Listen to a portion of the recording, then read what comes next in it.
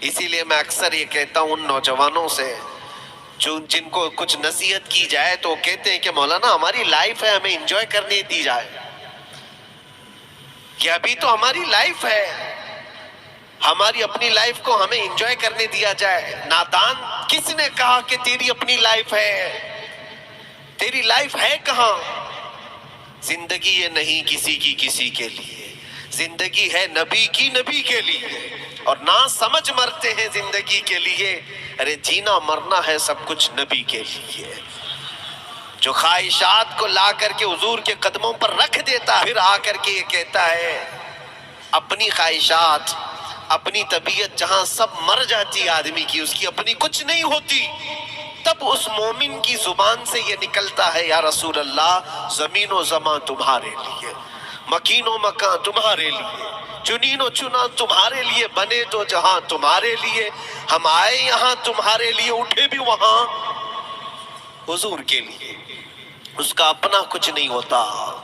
اپنی خواہش ہوگی تو میں کرتا رہے گا، اور جتنی خواہشات کے پیچھے بھاگتا رہے گا دنیا اس کا پیچھا کبھی نہیں چھوڑتی، اور نہ ہی دنیا اس کو کبھی سیراب ہونے دے گی، کبھی پیٹ بھرنے دے گی ہی نہیں. وہ بھوکا ہی رہے گا، وہ پیاسا ہی رہے گا جو دنیا کے پیچھے بھاگتا ہے. ایک مرتبہ سیدنا عبداللہ ابن مسعود رضی اللہ تعالیٰ عنہ غمگین بیٹھے ہوئے تھے، کسی بات کا غم ہوگا. نبی پاک صلی اللہ تعالیٰ علیہ وسلم کا گزر ہو رہا تھا، آپ نے دیکھا، حضرت عبداللہ ابن مسعود سے پوچھا کہ غم کیوں ہے؟ تو آپ خاموش رہے. تو اللہ کے نبی صلی اللہ علیہ وسلم نے ایک جملہ فرمایا جو آج ہم سب کے لیے سبق ہے میرے عزیزوں. فرماتے ہیں لا تکثر ہمک ما یقدر یکن، اپنے غم کو زیادہ مت بڑھا، جتنا لکھا ہے اتنا مل کے رہے گا. وما ترزق یأتک، جتنا اللہ نے رزق لکھا ہے وہ آ کر رہے گا، وہ تیرے پاس آ جائے گا. غم کب بڑھتے ہیں انسانوں کے؟ ہمارے اندر جو ٹینشن جس کو آپ کہہ رہے ہو، فرسٹریشن کہہ رہے ہو، یہ سب چیزیں انسان کی زندگی میں کب آتی ہیں؟ جب یہ اپنی لو اور اپنی خواہشات دنیا سے لگاتا ہے. خالق سے اگر لگاتا ہے تو پھر اس کے غم نہیں بڑھتے، بلکہ غموں کا مداوا ہے. اسی لیے بزرگوں نے فرمایا کہ اگر ٹینشن فری جینا چاہتے ہو تو انسانوں سے امیدیں کم کر لو، اللہ کی ذات سے یقین بڑھا لو، اس کی ذات سے یقین بڑھاؤ. ہم نے دیکھا ہے اپنی زندگی میں جس سے ہم ملتے رہے، جس سے کچھ خواہشیں رکھتے رہے، یا جس کے متعلق کچھ امیدیں وابستہ کر رکھی، یا امیدیں ٹوٹ جاتی ہیں، پھر انسان کا غم بڑھتا ہے، انسان مغموم ہو جاتا ہے. اللہ کی ذات سے جو وابستہ ہوا اور وہاں جو آس لگایا وہ ہر دن بشاشت کے ساتھ جیتا ہے، یقین کے ساتھ جیتا ہے. اسی لیے میرے عزیزوں، یہاں جس نے بھی اپنے خواہشات کو دنیا کے ساتھ لگایا ہے اسے کم کرنا ہے. لا تکثر ہمک ما یقدر یکن، اللہ کے نبی فرماتے ہیں اپنے غموں کو زیادہ مت کر، جتنا لکھا ہے اتنا تجھے مل کر رہے گا. اس دار فانی میں، اس عمل کی دنیا میں ہم نے اپنے بہت ساری چیزیں پھیلا رکھی ہیں. ایک چیز میں آپ کو بتاؤں کہ کبھی کبھار میں دیکھتا ہوں موبائل کو، اب سب کے ہاتھوں میں موبائل ہے، اور کبھی کبھار یہ اسٹک بھی ہوتا ہے. اچھی کمپنیوں کے موبائل بھی اسٹک ہو جاتے ہیں، یا تو کبھی بہت زیادہ بیٹری گرم ہو جاتی ہے اور موبائل بھی گرم ہونے لگتا ہے. پھر اس کا حل کیا ہے؟ ایکسپرٹ سے پوچھتے ہیں موبائل کبھی ہینگ ہو رہا ہے یا کبھی بہت بیٹری گرم ہو رہی ہے، اس کے ریزن کیا ہے؟ تو وہ ایکسپرٹ یہی بتاتے ہیں کہ اس کے اوپر اوور لوڈ ہو سکتا ہے، بہت زیادہ اس میں ڈیٹا جمع ہو چکا ہے اور پھر بیک گراؤنڈ میں ایکٹیو ہے بہت زیادہ، جس کی وجہ سے بیٹری ہارمفل ہے، بہت زیادہ گرم ہو جاتی ہے. یا تو پھر ایک ساتھ کئی چیزیں اس کے اندر ڈال دی جاتی ہیں تو اس کا پروسیس کم ہو جاتا ہے، اسٹک ہو جاتی ہے. یہ تو موبائل ہے جو تمہیں سکھا رہا ہے. یہی چیز ہے دنیا کے ہمارے اس لائف میں، ہماری زندگی میں بہت زیادہ چیزیں اگر دماغ میں آ جاتی ہیں تو پھر دماغ گرم بھی ہو جاتا ہے اور اسٹک بھی ہوتا ہے، ہر چیز سوچنے سے بھی عاری ہو جاتا ہے، صحیح طریقے کے فیصلے نہیں لے پاتا، اچھا نقصان کیا ہے اس کا؟ سیم ہم نے موبائل ایکسپرٹ سے بھی پوچھا، جب موبائل بہت زیادہ گرم ہونے لگے یا اسٹک ہونے لگے تو اس کو کیا کرنا چاہیے؟ تو ایکسپرٹس بتاتے ہیں کہ اس کے ریڈیشن بہت زیادہ ہوتے ہیں اس وقت، اور یہ نقصان پہنچا سکتا ہے۔ جو استعمال کر رہا ہے اس کے دماغ پر بھی اثر کرے گا، آس پاس کے لوگوں پر بھی اثر کرے گا۔ ایک موبائل کے اوپر اگر زیادہ لوڈ آ جائے تو اس کے ریڈیشن آس پاس سب کو خراب کرتے ہیں۔ یہی حال انسان کی زندگی کا ہے۔ تمہارے دماغ کے اوپر اگر غم زیادہ بیٹھ گئے اور بہت زیادہ دماغ حاوی ہو گیا تو خود کا تو نقصان کرو گی ہی، آس پاس جتنے ہیں سب کا نقصان کرو گے۔ تمہاری وجہ سے تمہارے ماں باپ بھی پریشان، تمہاری اولاد، تمہارے بیوی بچے سب اس پہ ان سب چیزوں میں ملوث ہو جاتے ہیں۔ اب اس کا علاج کیا ہے؟ کہا گیا موبائل کو آف کر دو، ڈیٹا کم کر دو، اس کے اندر سے کچھ چیزیں ڈیلیٹ کر دو، پھر یہ اپنے نارمل حالت میں آ جائے گا۔ سیم آپ کے لیے بھی ہے، دماغ میں دنیا کے بہت سارے فطور بھرے ہو تو تھوڑی چیزیں ڈیلیٹ کر دو، تھوڑے دنوں کے لیے اپنی اس ایکٹیو لائف کو روک دو اور آ جاؤ اللہ کی بارگاہ میں اور آنکھ بند کر کے اس کی طرف لو لگاؤ، اس لیے کہ ہماری بیٹری جو چارج ہوگی وہ خالق کائنات سے ہی ہوگی۔ بنانے والا ہی بہتر جانتا ہے اس کی زندگی کس چیز سے چلتی ہے، اور اسی لیے کہا ہے امام غزالی رحمۃ اللہ تعالیٰ علیہ فرماتے ہیں جو بندہ اللہ کے ذکر سے کئی دن تک غافل ہوتا ہے تو مردہ لاش ہے جو چل رہا ہے، بازاروں میں جو چل پھر رہا ہے، ذکر الہی نہیں کرتا تو اس کی روح ختم ہونے کے قریب آئی ہے، یہ زندہ لاش ہے۔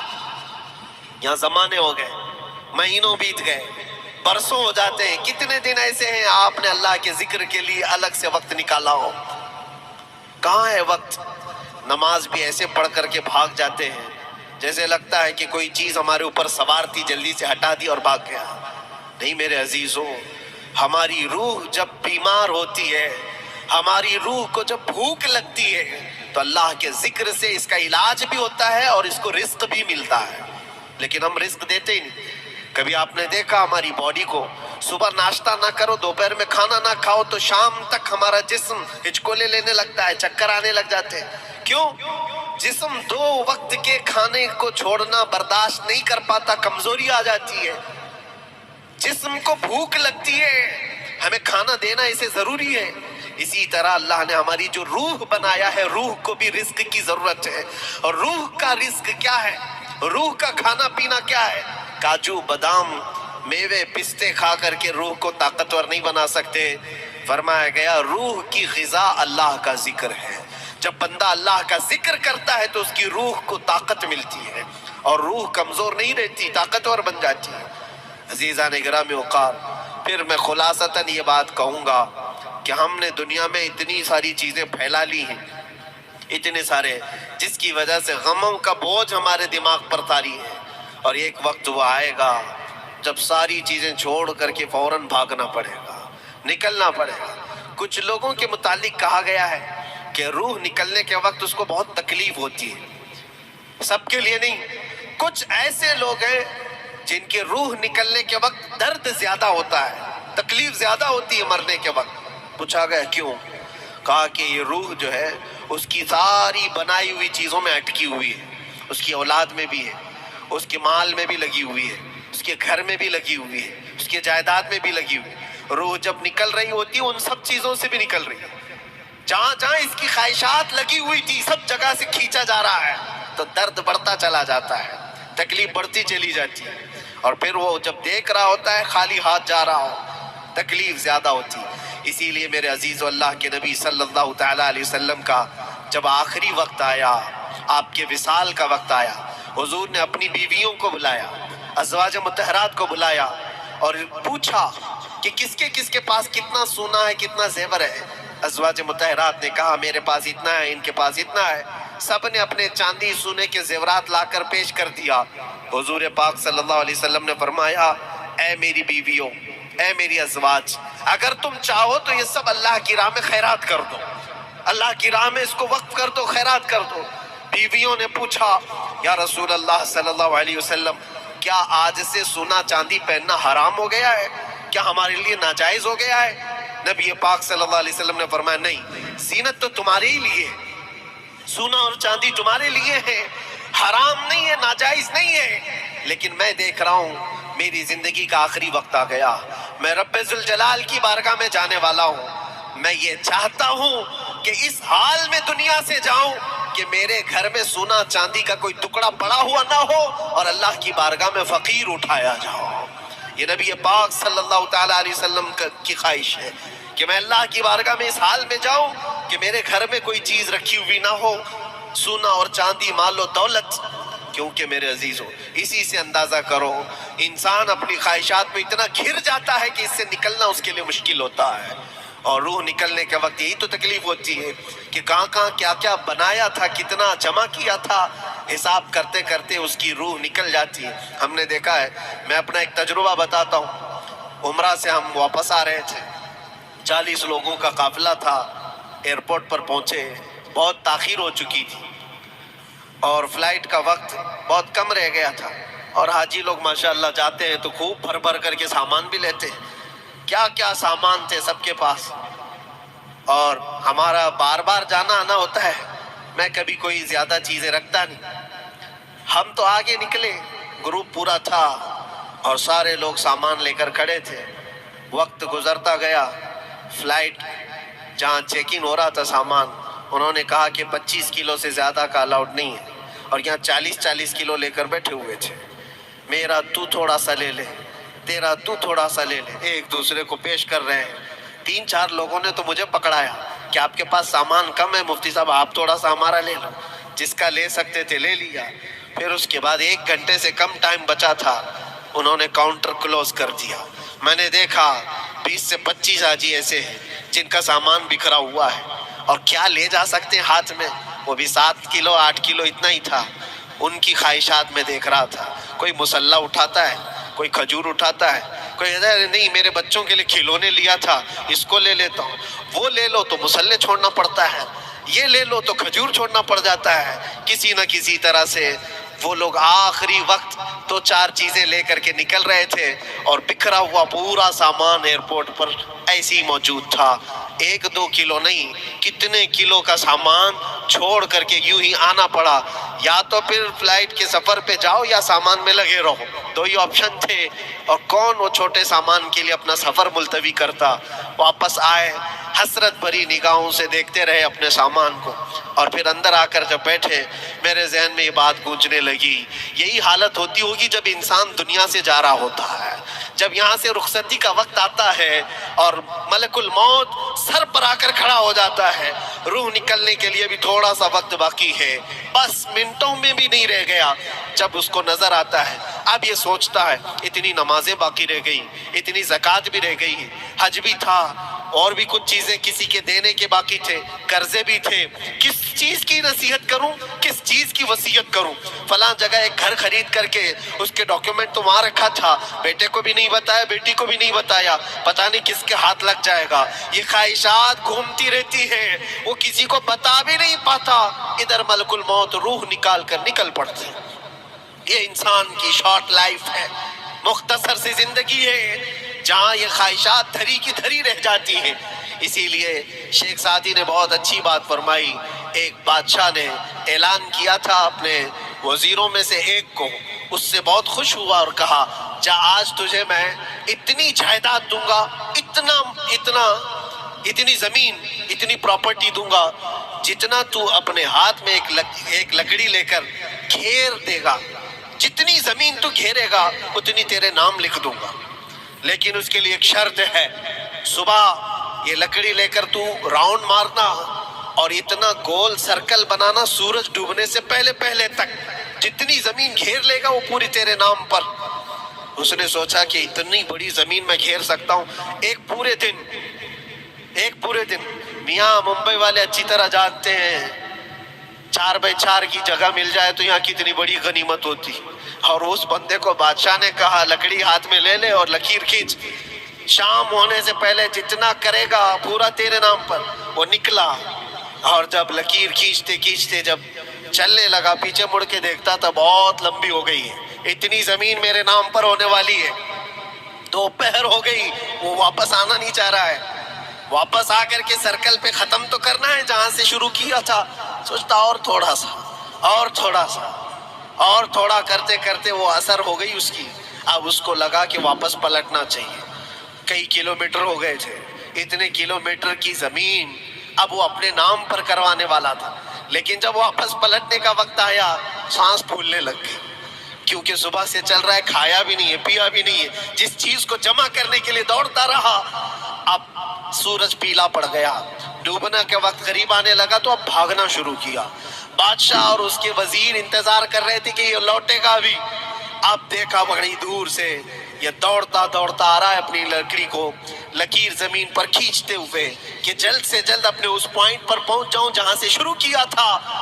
سانس پھولنے لگ گئی, دوڑتے دوڑتے ہانپنے لگ گیا. سورج ڈوبنے کے قریب آ گیا, آخری کرنیں باقی تھی اور اس کا پوائنٹ بھی قریب آ گیا تھا. دوڑتے دوڑتے کسی طرح سورج غروب ہونے سے پہلے پہنچ گیا وہاں پر, لیکن کثرت سے بھاگنے کی وجہ سے ٹھوکر کھا کر کے گر گیا اور اپنے اس پوائنٹ پر لکڑی لا کر کے جمع کر دیا. بہت بڑا سرکل, بہت بڑی لکیر کھینچا تھا, لیکن ایسا گرا کہ دوبارہ اٹھ نہیں سکا. جب سپاہی اٹھانے کو آئے تو اس کی موت ہو چکی تھی, اس کی روح نکل چکی تھی. اتنا دوڑا تھا اس کی روح نکل گئی. بادشاہ نے کہا اس نے صبح سے لے کر شام تک اپنے نام جائیداد کرنے کے لیے اتنی دوڑ لگائی, بہت لمبی لکیر کھینچا, اتنی بڑی پراپرٹیز کے نام پر ہوتی, لیکن عقل مند دانشور تھا بادشاہ. اس نے کہا جہاں یہ گرا ہے وہیں اس کو دفن کرو. اور اس کے بعد اس کی قبر پر لکھا گیا تھا کہ اس کو ضرورت اتنے 2 گز زمین کی تھی, دوڑتا کتنا لمبا رہا, صبح سے شام تک اتنی لمبی لکیر کھینچ لیا. لیکن سونے کے لیے اس کو جو جگہ چاہیے تھی وہ بس اتنی ہی سی تھی, وہ 6 فٹ کی جگہ. عزیزان گرامی, یہ ایک زندگی کے کسی کا حادثہ ہو سکتا ہے, لیکن میں نے دیکھا ہے کہ تقریباً سب کی لائف میں یہی ہے. ہم اپنی خواہشات کے پیچھے اتنی تیز دوڑتے رہتے ہیں, لیکن جس چیز کی ہمیں ضرورت ہے اس کی طرف ایک بار بھی نظر نہیں کرتے. کون سی چیز ہے جس کی ہمیں ضرورت ہے؟ وہ ہمیشہ کی زندگی آخرت کے لیے جو چیز چاہیے وہ اللہ کا ذکر ہے, وہ رب ذوالجلال کی ذات پر یقین اور توکل ہے. آج اللہ نے صحت و سلامتی کے ساتھ زندگی دی ہے تو وقت نکالو اور بارگاہ رب العزت میں آ جاؤ. میرے عزیزوں, آخری بات عرض کرتا ہوں, خواہشات جہاں ختم ہونی چاہیے وہ کیسی ہے, وہ کیسی ہے؟ اللہ کے نبی صلی اللہ تعالیٰ علیہ وسلم مجلس میں بیٹھے, ایک صحابی کا مسئلہ تھا. ایک صحابی کا مسئلہ ایسا تھا کہ وہ صبح جلدی دوڑ کر کے چلے جاتے تھے. صحابہ نے ان کی شکایت کی کہ یہ فجر میں اتنی جلدی چلے جاتے ہیں کہ کسی سے ملتے ہی نہیں. حضور نے پوچھا کہ وجہ کیا ہے؟ ان سے پوچھا گیا تو انہوں نے کہا یا رسول اللہ صلی اللہ علیہ وسلم, میرا گھر ایک یہودی کے گھر سے لگا ہوا ہے اور یہودی کے گھر پہ ایک کھجور کا درخت ہے جس کی شاخیں میری آنگن میں بھی آتی ہیں, اور پکی کھجوریں صبح صبح میرے آنگن میں گر جاتی ہیں. میں اس لیے جلدی دوڑ کر کے جاتا ہوں, میرے بچے اٹھنے سے پہلے وہ کھجوریں جمع کر کے میں اس یہودی کو دے دوں کہ کہیں انجانے میں میرا کوئی بچہ وہ کھجور کھا نہ لے. ہمارے لیے وہ حلال نہیں ہے. یہ صحابی رسول کا عمل تھا. اللہ کے نبی صلی اللہ علیہ وسلم نے فرمایا اپنے بچوں کو حلال کھلانے کے لیے اتنی فکر, اتنی فکر. عزیزان گرامی وقار, اب سنیے, یہ تو حالات ایسے ہو گئے یہاں بڑے بڑے درخت ہی نکل گئے, کھجور تو چھوڑے, ڈکار بھی نہیں. حرام چیزوں کے اوپر تو کئی لوگوں کی زندگی آباد. خیر, حضور پاک صلی اللہ علیہ وسلم نے ان کا مسئلہ دیکھ کر کے, ان کی تکلیف کو دیکھ کر کے اپنے صحابہ میں اعلان کیا, کوئی ہے جو اس یہودی کا درخت خرید کر کے میرے اس صحابی کو دے دے, میں اسے جنت میں پورا باغیچہ عطا کروں, جنت میں پورا باغ اسے عطا کروں. صحابہ ظاہر سی بات ہے ایک بار حضور نے فرمایا تو پھر اس کو حاصل کرنے کے لیے ایسی دوڑ لگتی تھی, سب گئے میں حاصل کر لوں, میں حاصل کر لوں.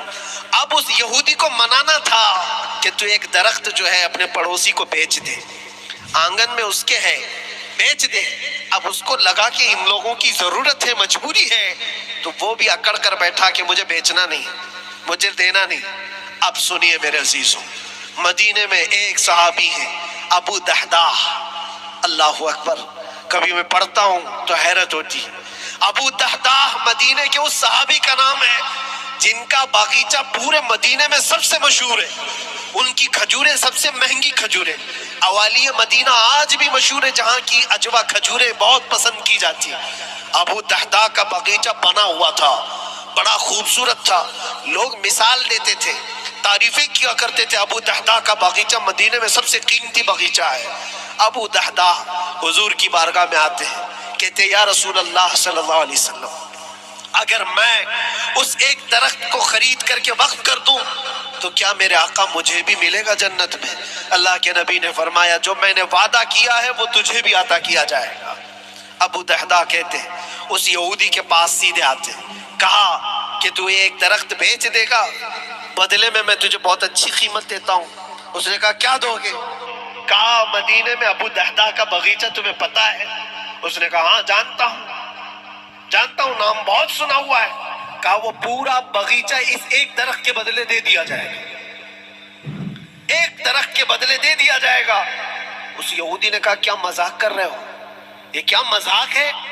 میرے آنگن میں اگے ہوئے ایک درخت کی وجہ سے ابو دہداہ کا اتنا قیمتی باغیچہ دے دیا جائے گا، یہ کیسے پاسبل ہے؟ اس صحابی نے کہا اللہ کے نبی کی بات ہے، ہم مذاق نہیں کرتے، ہمارے لیے وہ ایک باغیچہ کیا ایسے 70 باغیچے ہوں، نبی پاک کی بات پر ہم سب عطا کر دیں، سب ہم وقف کر دیں۔ اس یہودی نے کہا کہ ان کی تو مت ماری گئی ہے مسلمانوں کی، یہ دیکھو اپنے نبی کی بات پر اتنا قیمتی باغیچہ مجھے دینے کو تیار ہے۔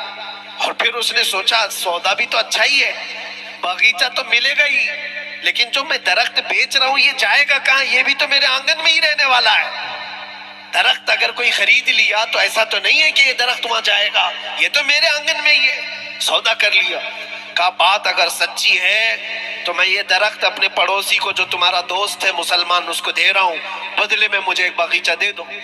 ابو دہداہ نے اسی وقت لکھ کر کے دے دی، یہ باغیچہ تیرے نام کا ہے۔ سوچو میرے عزیزوں، جس کو سینچا ہو محنتوں سے، جس باغیچے کو سجایا ہو، وہ راستے میں کھڑے ہو کر کے اس کا سودا کر رہے ہیں، کس بات پر؟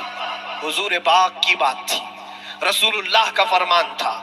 آئے ان کی بیوی ان کے بچے، باغیچے میں ہی گھر بنا ہوا تھا، نہایت ٹھنڈا گھر ہوا کرتا تھا، وہ لوگ سکون کے لیے وہاں بیٹھتے تھے۔ ابو دہداہ اپنے باغیچے کے دروازے پر آئے، پھاٹک پر اندر نہیں آتے، باہر کھڑے ہو کر کے اپنی بیوی کو پکارتے، ام دہداہ پوچھتی ہے، وہ آواز آتی ہے کیا ہوا اندر کیوں نہیں آتے؟ باہر کھڑے ہو کر ابو دہداہ کہتے ہیں بیگم باہر آ جا، یہ باغیچہ بک چکا ہے، اب ہمارا نہیں ہے، سامان لے بچے لے اور باہر آ جا۔ بیوی نے کہا یہ کیسے اچانک؟ نہ کچھ کہا نہ کچھ بتایا، لیکن وہ عورتیں دنیا دار عورتیں نہیں تھی، وہیں سے اندر سے کہتی ہے ابو دہداہ میرا تم پر یقین ہے، اگر سودا کیا ہوگا تو بہت بھاری سودا کیا ہوگا، ورنہ ابو دہداہ کا باغیچہ مدینے میں بیچے جانے کے قابل نہیں ہے، کون ہے جو اس کی قیمت لگائے گا؟ میرا گمان یہ ہے کہ میرا شوہر اگر سودا کیا ہوگا تو بہت اونچا سودا کیا ہوگا۔ ابو دہداہ نے کہا میری رفیق حیات باہر تو آ جا، میں تجھے بتاؤں کون سا سودا کیا ہے، باہر آ جا۔ بچوں کو لیتی اپنا سامان سمیٹتی ہے اور اسی وقت باغیچہ چھوڑ کر کے باہر نکل آئی۔ ابو دہداہ سے پوچھتی ہے یہ اچانک سودا کرنے کی کیا ضرورت پیش آئی؟ یہ اس طرح سے اچانک تم نے سودا کر لیا اور مجھے باہر بلایا، کیا سودا کیا، کتنے پہ بیچا؟ ابو دہداہ نے کہا میرے ہاتھ میں پیسہ تو 1 روپیہ نہیں، 1 درہم نہیں ہے۔ کہا پھر کتنے میں بیچا؟ کہا اندازہ بھی نہیں کر سکتی۔ اللہ کے نبی نے فرمایا میرے اس صحابی کے لیے جو ایک درخت خرید کر کے دے دے اسے میں جنت کا باغیچہ عطا کروں گا۔ میں نے اپنے دوست مسلم بھائی کے لیے اس کا درخت خرید کر کے وقف کیا ہے اور بدلے میں اس یہودی کو یہ باغیچہ دے دیا ہے۔ بیوی وہ نہیں تھی جو یہ کہتی کہ مت ماری گئی ہے تیری، گھر بیچ کے آ گیا، فلاں کر کے آ گیا، وہ دنیا دار عورت نہیں تھی، ہاتھ اٹھاتی ہے اور سر پر رکھتی ہے اور کہتی ابو دہداہ مجھے تمہارے بارے میں یہی یقین تھا، قسم رب ذوالجلال کی اگر وہ یہودی اس باغیچے پر نہیں مانتا تو ہمارے پاس اور جو کچھ تھا سب دے کر کے ہم نبی پاک کی بات پر عمل کر لیتے۔ حضور کی بات تھی، وہ یقین تھا، دنیا دے دیا، خواہشات قربان کر دیا قدم مصطفیٰ پر۔ اسی لیے اقبال نے کہا ہے کہ جو کچھ بھی ہمارے پاس ہے وہ نام مصطفیٰ سے ہے، آبرو ماز نام مصطفیٰ، ہم سب کی عزت و آبرو مصطفیٰ کے نام سے ہے۔ وہاں اپنی خواہشات قربان کر دو، ختم کر دو، اپنے اندر کی جتنی چیزیں ہیں حضور نے فرمایا، تو اس کے بعد اپنی طبیعت نہیں، اپنی خواہش نہیں، تم اپنے گھر پر سوچتے بیٹھے رہو گے کہ میرا گھر کیسے، میری بیوی کیا بول رہی ہے، میرا باپ کیا بول رہا ہے، میری ماں کیا بول رہی ہے؟ نہیں، وہ صحابہ کی زندگی یہ تھی، دنیا کیا بول رہی ہے اس سے ہمیں مطلب نہیں، میرے مصطفیٰ کیا فرما رہے ہیں۔ اپنی خواہشات وہاں پر۔ حضرت انس بن نزیر ایک صحابی ہیں، وہ حضور صلی اللہ تعالیٰ علیہ وسلم کے بڑے رازدار صحابی تھے، حضور ان کے گھر پر موجود ہیں، مکہ سے ایک لیٹر آیا، جنگوں کی وہ لوگ تیاری کر رہے تھے، اور انس بن نزیر کون ہے؟ یہ ان کی بیوی جو تھی، انس بن نزیر کی، اپنی بیوی سے بہت محبت کرتے تھے، بلکہ عشق کرتے تھے، عشق کرتے تھے اپنی بیوی سے، اور عشق میں ان کی شادی بھی ہے، اپنی بیوی کو بہت چاہتے تھے۔ اب سنو، مصطفیٰ کریم صلی اللہ علیہ وسلم انس بن نزیر کے گھر پر ہے، مکہ سے ایک قاصد آیا اور رازدارانہ طور پر ایک خط دیا، کہا مکہ والے جنگوں کی تیاری کر رہے۔ حضور نے خط کو پڑھوایا اور انس بن نزیر سے کہا، انس یہ بات تیرے اور میرے بیچ میں راز ہے، کسی سے نہیں کہنا، جب تک میں نہ کہوں اس خط کا ذکر کسی سے نہ کرنا۔ انس بن نزیر نے کہا، ہے اللہ کے نبی آپ کا حکم، اس کے بعد میری زبان نہیں کھلے گی۔ خط کو بند کر دیا، رکھ لیا۔ حضور جب تشریف لے گئے گھر سے، ان کی بیوی، ان کی محبوبہ، ان کی رفیق حیات جس کو بہت زیادہ چاہتے تھے، آئی، کہا انس رسول اللہ گھر پر آئے تھے، کچھ راز کی بات چل رہی تھی، کیا بات چل رہی تھی؟ انس بن نزیر نے کہا، دیکھ میری بیگم، محبت اپنی جگہ پر، وہ میرے مصطفیٰ کا راز، وہ میں نہیں شیئر کر سکتا، وہ نہیں بتا سکتا۔ بیوی ہنس کر کہتی، تم نہیں بتاؤ تو کوئی بات نہیں، میں نے تو دیوار کے پیچھے سے سن لیا ہے، مکہ والے جنگوں کی تیاری کر رہے ہیں، خط آ گیا ہے۔ انس بن نزیر نے اپنی بیوی سے اتنی بات سنی، سیدھے جا کر کے گلا پکڑ لیا، گردن کو دبوچ دیا اور کہا، اس وقت تک میں تیری گردن نہیں چھوڑوں گا جب تک میرے مصطفیٰ کا فرمان نہ آ جائے۔ گردن پکڑ لیا اس عورت کی جس کو سب سے زیادہ یہ چاہتے تھے، لے آئے حضور کے پاس، کہا یا رسول اللہ معاف کر دیں، آپ کا راز تھا، میں نے تو نہیں بتایا، مگر میری بیوی نے دیوار کے پیچھے سے سن لیا، اور اس لیے میں اس کی گردن پکڑ کر کے لایا ہوں کہ کہیں میں مجرم نہ بن جاؤں، نبی پاک کا راز افشا کرنے والا میں مجرم نہ بن جاؤں۔ آقا اگر آپ حکم فرمائیں تو میں اس کو ختم کر دوں یا اس کو طلاق دے کر کے آزاد کر دوں، آپ کے فرمان پر میں کامل عمل کر سکوں۔ اللہ کے نبی نے فرمایا، انس چھوڑ دے گردن، جس طرح تو ہمارے راز کی حفاظت کرتا ہے، یہ میری صحابیہ ہے، یہ بھی میرے راز کی حفاظت کرے گی۔ اس کے بعد ہاتھ چھوڑ دیا اور اپنی بیوی سے کہا کہ دیکھ میری محبت، میرا عشق اپنی جگہ پر، بات جب مصطفیٰ کی آئے گی پوری کائنات کو میں چھوڑ دوں گا، میرے مصطفیٰ کی بات کو عمل کروں گا۔ اور اس بیوی نے بھی یہی کہا، انس اگر تو مجھے راز بتا دیتا حضور کا، عشق میں ڈوب کر کے، محبت میں ڈوب کر کے، تو جو گلا تو نے میرا پکڑا، کل میں تیرا گلا پکڑ کر حضور کے پاس لاتی کہ حضور یہ آپ کی غلامی کے قابل نہیں ہے۔ یہ ان کا کمال درجے کا ایمان تھا، اپنی خواہشات کو قربان کر دیا۔ ایک مدینے کی خاتون ایسی ہے، سب سے زیادہ حسین و جمیل لڑکی ہے، حضور کے پاس ایک حبشی کالے رنگ کے صحابی ہے، آئے کہا یا رسول اللہ مجھ سے کوئی شادی نہیں کرتا۔ حضور نے فرمایا کہ جا میں تیری شادی کے لیے ایک جگہ پر پیغام بھیجتا ہوں، اور بھیجا اس لڑکی کے گھر، انصاری صحابی کی ایک لڑکی اتنی خوبصورت ہے مدینے میں، ان کے گھر بھیجا۔ یہ تو حبشی قسم کے تھے، یہ ایک پیغام لے کر کے جب آئے، ماں باپ باہر بیٹھے ہوئے، لڑکی اندر ہے، ماں باپ نے دیکھا کیوں آئے ہو؟ کہا میں پیغام لے کر آئے۔ کس چیز کا؟ آپ کی بیٹی سے نکاح کا۔ کس نے بھیجا؟ کہا اللہ کے رسول نے۔ ماں اور باپ ہے، شکل و صورت دیکھی اور ان کی حسینہ بیٹی، کہا ٹھیک ہے تم جاؤ واپس، ہم حضور سے بات کر لیں گے۔ اتنا ہی کہا، ٹال دیا ہوگا، وہ صحابی جو آئے تھے کالے رنگ کے، انہوں نے کہا یہ تو روز کی بات تھی، ہر جگہ ریجیکٹ ہوتا ہی تھا، میرے لیے تعجب کی بات نہیں تھی، میں تو واپس آیا حضور کے پاس۔ ہوا گھر میں کیا، اندر جوان لڑکی جو گھر میں موجود تھی باہر آئی، کہا ماں باپ سے پوچھتی ہے کہ اماں کون آیا تھا؟ کہا ایک نوجوان نکاح کا پیغام لے کر کے۔ اس خاتون نے کہا، لڑکی نے کہا آپ نے کیا کہا؟ کہا ہم بات پہ بات کر لیں۔ کہا آپ کو اندازہ نہیں آپ نے کتنی بڑی خطا کی ہے، اللہ کے نبی کا فرمان آیا تھا اور آپ نے ٹال دیا، میں تیار ہوں اس کے ساتھ نکاح کرنے کے لیے، نبی پاک کا حکم ہے۔ ماں باپ نے کہا بیٹا تو نے دیکھا ہے، بیٹا تو نے دیکھا جو پیغام لے کر کے آیا تھا وہ تیری میچنگ کا ہے یا نہیں، تو نے دیکھا؟ اس نوجوان نے کہا، اس لڑکی نے کہا میں نے پیغام لے کر آنے والے کو تو نہیں دیکھا، آمینہ کے لال کو تو دیکھا ہے، جس نے پیغام بھیجا ہے اس کو دیکھا ہے، اس کے حکم کے بعد پھر کسی کو دیکھنا بنتا ہی نہیں ہے۔ وہ دونوں ماں باپ دوڑتے ہوئے حضور کے پاس آئے، اور وہ صحابی ابھی بتا ہی رہے تھے کہ میں ریجیکٹ ہو کر کے آیا ہوں، تبھی ماں باپ بھی دوڑ کر کے آئے، کہا یا رسول اللہ خطا ہو گئی، ہم نے تاخیر کی، آپ کے حکم میں اے اللہ کے نبی ہم راضی ہیں، اپنی بیٹی کا نکاح انہی کے ساتھ کریں گے جن کا پیغام آپ نے بھیجا ہے۔ کیا اپنی خواہشات کو حضور کے قدموں میں لا کر قربان نہیں کیا؟ لیکن نکاح ہوا بھی، وہ نوجوان عبداللہ اسود نکاح کا ہے، حضور نے نکاح کروا دیا مسجد نبی، اور حضرت عثمان سے کہا کہ ان کو کچھ پیسہ دے دو، مال دے دو، شادی کا سامان تو خرید لے، جہیز لے لے، اپنا گھر سجا لے۔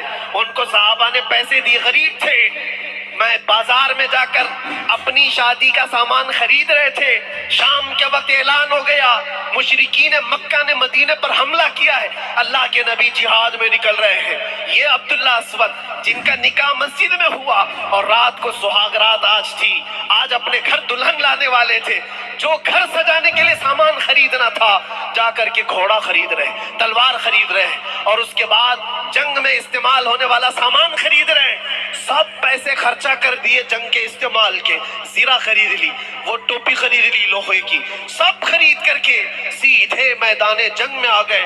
صحابہ بھی پہچان نہیں رہے تھے، صحابہ بھی نہیں پہچان رہے تھے، وہ غریب صحابی کبھی گھوڑے پر نہیں بیٹھے، لیکن شادی کا پورا پیسہ یہ جنگ کے سامان میں لگا دیا۔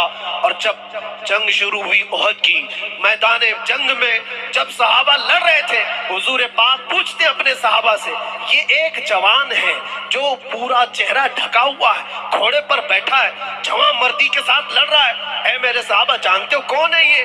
صحابہ غور سے دیکھتے اور کہتے یا رسول اللہ یہ مدینے کا نہیں لگتا، ہمارے آپس کا نہیں ہے، کہیں باہر سے آیا ہے۔